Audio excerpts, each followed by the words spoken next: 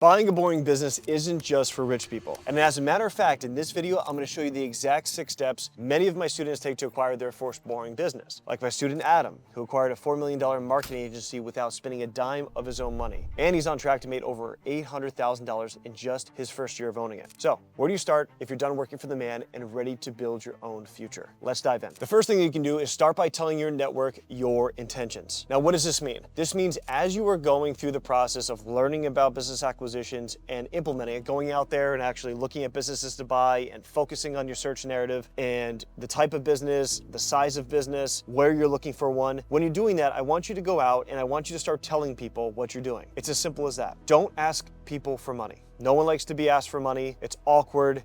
And it's not a way to get other people to invest into your vision. The way you get them to invest is for them to be able to picture you succeeding in it. And they want to be a part of that success. So what you need to start doing is tell people, this is your family, your friends, your immediate network, what you're doing and why you're doing it. So next time you meet someone and they say, hey, what have you been up to, Ben? I'm gonna say, you know what? Actually, I've been going out and I'm looking to acquire an accounting firm. And because I'm not an accountant, they're gonna be like, wait, what? How could you buy an accounting firm? It's gonna stop them in their tracks. And they're gonna ask you why and how and what are the, what made you wanna do this? And you're gonna say, well, the reason why I wanna do this is because I can buy accounting firms for a really good multiple on its cash flow. And you can go and explain how accounting firms are valued at 1 to 1.x the previous year's revenue. And typically they're cash flowing anywhere between 35 and 45%. And you can buy that firm for basically 2x to maybe 2.5x their cash flow. And what that means and how many are on the market right now. And how being a non-accountant, how you can do a particular strategy to go and acquire an accounting firm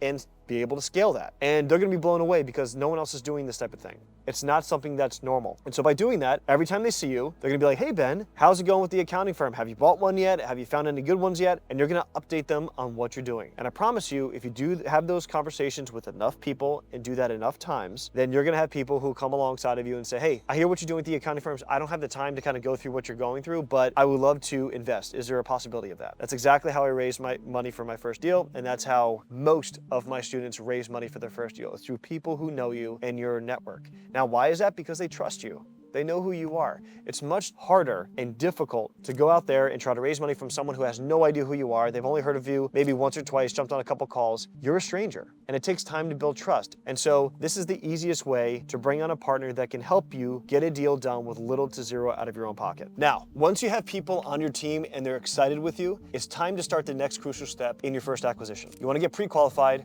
with an SBA lender. Now, what does getting pre-qualified mean? It means literally going to an SBA lender or sometimes an SBA broker and giving over your financials. So you're gonna give your W-2s, you're gonna be giving their previous tax returns, you're gonna do an asset and liability. It's a PFS, a personal financial statement, which is gonna show your assets and liabilities, the cars that you own, the houses that you own, your 401k, stocks that you own, crypto that you own, and in the liability section, all the mortgages, all the car loans, all the debt you have. And they're gonna look at that and they're gonna put it through a calculation and say, based off your personal financials, you can qualify for $1 million and an SBA loan. Now, obviously, you need a business that also gets approved by the SBA lender to actually get a deal done. But the first part is getting pre-qualified yourself. Now, why? Because when you go out and talk to brokers, a lot of them are going to ask you for proof of funds. They don't want to waste time with someone who might not have the money to actually go get qualified to get a loan. Well, you already beat them to the punch. You're going to bring your pre-qualification. You're gonna show that to them and say, hey, here is a lender who does SBA loans who already pre-qualified me up to this amount. Now let's talk about the deal. And that's all you need to get past the first hurdle when it comes to a proof of funds. So by getting the pre-qualification letter, you know what the range that you could be looking for in your first acquisition. So that's great, because our next step is setting you up for success to find an actual deal. And here's how I do it. Start searching on smbmarket.com.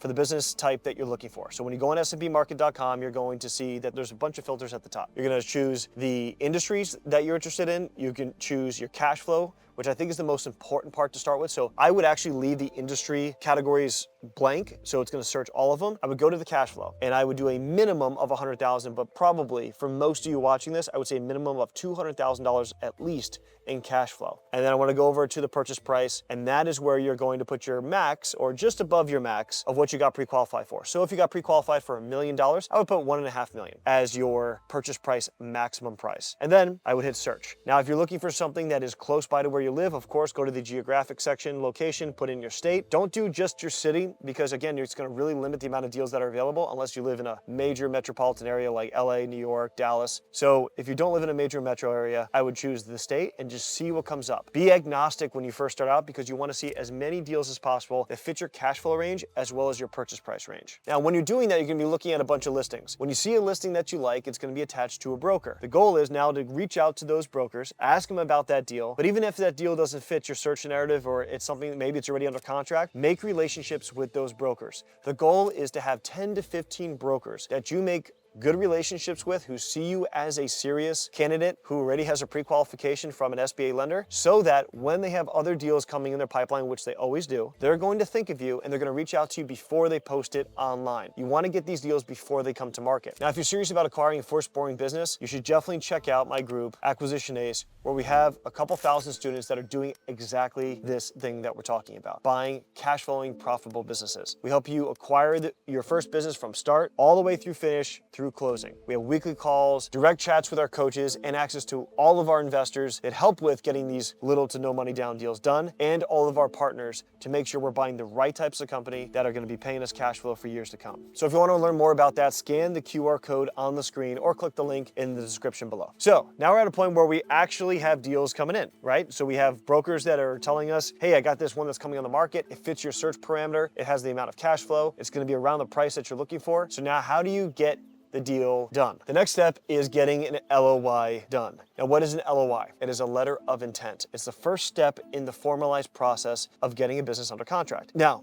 a LOI is typically non-binding, meaning whatever you're putting on that piece of paper, and even if they accept it, you can get out of it for whatever reason. There's no down payment. There is no escrow funds that usually go along with an LOI. That's later on in the purchase agreement. An LOI is basically a way to set the foundation for the negotiation of the business. So you're actually putting the number on a piece of paper saying, hey, I want to buy your business for $1 million. I'm going to write it here, and this is how I'm going to pay it, and this is what I expect throughout the transaction process, and here's kind of that tentative closing date. You're kind of giving the framework for what this deal can be. And then the seller can agree to it or not agree to it. They can push back and say, I want more money, or I want the structure different, or I want a longer due diligence period or a shorter due diligence period, which is more typical. And you agree finally, and then they sign it. Now, you're under contract. That means both of you now can share way more personal and private information, right? The seller at this point is going to be sharing 3 years of bank statements, they're going to be sharing their tax returns, they're going to be sharing all this information about their business underneath the framework that you have already started in the LOI. Now that the letter of intent is written and signed, you need to focus on the next step, and this is where, sadly, a lot of inexperienced people screw up and they get themselves into bad situations. So, the most important thing we need to do in this whole entire deal process is due diligence. Now, what is happening in due diligence? Well, a lot is happening in due diligence. There's really two areas that are the most important though. The first is the financial diligence that you need to do. And we call this a quality of earnings, QOE. A QOE is where a CPA with M&A experience is going to go, they're gonna get 3 years of bank statements and they're gonna do a reconstructed cash flow statement. They're literally gonna go into the bank account, they're gonna take all that information out and they're going to reconstruct what a P&L looked like based on the actual numbers. Most time businesses can fluff around with their P&Ls to where when you look at it, it can tell you whatever you want it to say, right? Even with their tax returns, a lot of businesses will show zero income because they don't want to pay taxes. But in reality, they've been making hundreds of thousands of dollars a year. So you need someone to go through all the fluff, get to the brass tacks of the numbers inside of their bank account and reconstruct what that cash flow is. Now, does it cost money?